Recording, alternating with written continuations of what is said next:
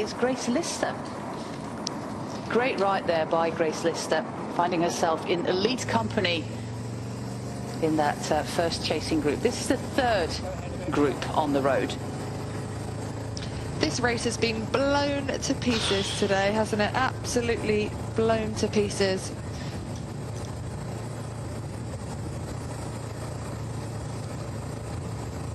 Kristen Faulkner, though, you can see the look on her face. She's still so focused, so composed, just trying to do everything that she can to claw back the time that she's lost, trying to close that gap. But you can see how fast the pace is, this run into the finish, which is going to make it so difficult for the chasers behind to find that difference in speed where they can make up ground. That's why we see it on climbs, the gaps being able to be closed so much quicker than on this sort of terrain, and with a slight tailwind, cross tailwind, that the riders are going to have from their left-hand side.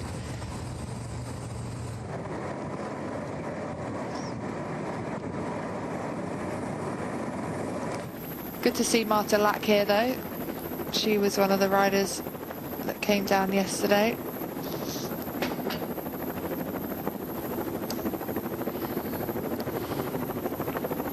Anderson and Marcus, they have to do the work, and on their wheel they find riders who are not going to participate for FDG Suez and Picnic Postenel, and that means that the gap is going out for our leaders.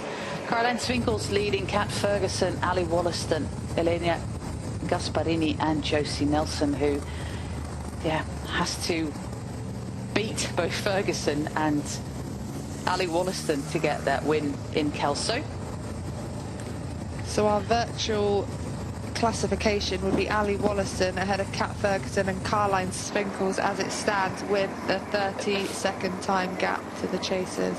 Yeah, but the differences between them, Wollaston is our virtual leader at the moment. She's got 3 seconds on Ferguson, and she's got 5 seconds on Swinkels. We've got 10, 6 and 4 seconds on the line. Of course, this finish is beneficial to both Ferguson and Wollaston, who were already shown on the line that they took the bonus seconds that they know, and they are the fastest two sprinters in this group. But yeah, it's only 5 seconds between our virtual leader at the moment, Wollaston, and Swinkels. And even if Ferguson beats Wollaston, she's going to take over the lead. It is going to be so close. Nail-biting stuff. If Wollaston wins the race, she's the leader. If Ferguson wins the race, she's the leader. So much. If Swinkels does, it depends on what Ferguson and Wollaston will do. But please don't start raining again, because that sky looks very dark indeed.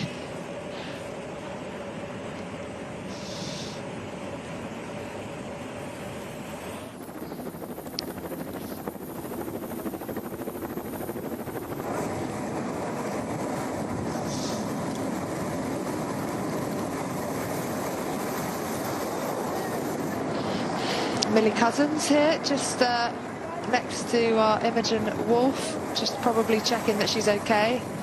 Luckily we have the camera from this side, because the left leg of Imogen Wolf looks rather terrible. Yeah, we're making our way to Kelso, which is a town of about 7,000 inhabitants. A market town, as I explained before. Market charter was granted many years ago, and the rain is coming down yet again on our peloton. It's the story of the day. There might be sun on the horizon, but when you're not yet on the horizon, the rain is still coming down on your head. This group is losing terrain, with Linda Rietman doing some work at the front. Our winner will come from the first group of 5. Big props here to not only Lauren Dixon, the Scottish rider of the Hansling Alba development team, but also Grace Lister for the Hess cycling team, finding herself in that first group. Josie Nelson, Ali Wollaston, Kat Ferguson, Caroline Swinkels, and Leonora Gasparini. Take your bets, Danny. Who's going to be? It's a lot at stake. Surely I've got to back the Brit in Kat Ferguson. I'm going to back the young I will go British down under rider. then. I will go for Ali. I remember Ali sending her email to Natasha Knaver of the later AG Insurance Soudal team. She was left out of the Team Pursuit squad after Tokyo, and yeah, needed new things to focus on. And her letter, her email was so good that she came over to Europe, and it was well, next to Kim LeCour, one of the best signings that Natasha did for her team. And she has grown leaps and bounds ever since. Ali Wollaston on the track, of course, Olympic medalist, is back in the New Zealand Team Pursuit after all, winning a medal this year. And yeah, fantastic in the Omnium won World Cups there. Madison Racing she does as well. But she is, yeah, she's becoming one of the most all-round classic sprinter type riders out there. And I think she's only just 22? 24. She's a little bit older, 24. 5 kilometres. I'm also a big fan of Ali Wollaston. Just had a little nice stat come up. The youngest stage winners in the history of this race. Rosella Ratto back in 2014. She was 20 in the pouring years old. rain as well. Yes, I remember that well.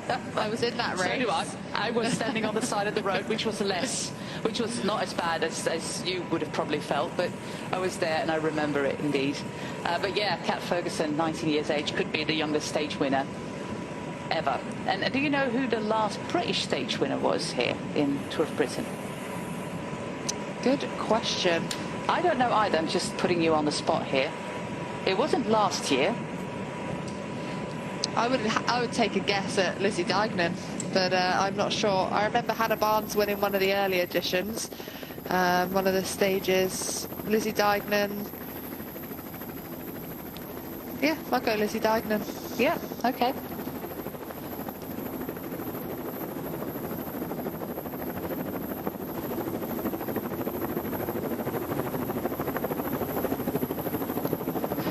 I'm already in 2019 as we speak.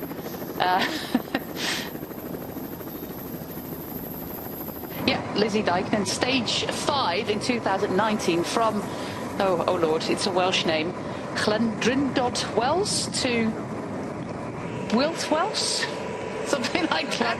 Llandudno Wales to Built Wales. Well done. Yeah. You did a great job there. 14th of June 2019. And of course, she also won the overall in 2019. So, Kat Ferguson could possibly be the first British stage winner in 6 years. And she is, of course, the face, alongside Imogen Wolf. And I would also like to add April Tacey, Flora Perkins, Millie Cousins. There's a whole new generation of young British riders standing in the footsteps of the likes of Lizzie Deignan, and who are the future of British cycling.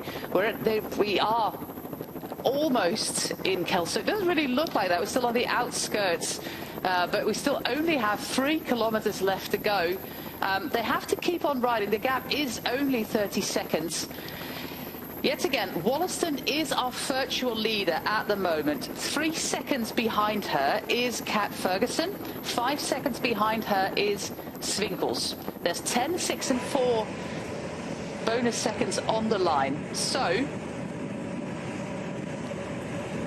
if Ferguson wins and Wollaston comes in second, she is a new leader.